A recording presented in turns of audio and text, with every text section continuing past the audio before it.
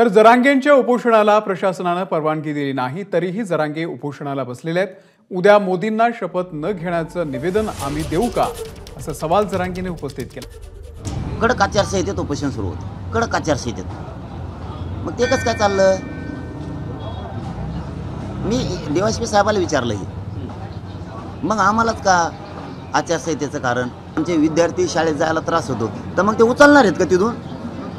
ती वस्तू आम्ही सांगितलेली। आता उद्या मोदी साहेब शपथविधी घेणार, मी निवेदन पाठवतोय, त्यांनी शपथविधी घेऊ नये, त्याच्यामुळे जनतेला खूप त्रास होतो, मग घेणार नाहीत का ते? असं नसतं हो। माझ्या मतावरती ठाम आहे, मी आमरण उपोषणावरती ठाम आहे। ही प्रशासनानं परवानगी नाकारलेली नाही आहे, ही सरकारनं जाणून बुजून नाकारलेली आहे। गृहमंत्र्यांनी जाणून बुजून षडयंत्र केलेलं आहे, यामुळं काही कारण नसताना नाकारली।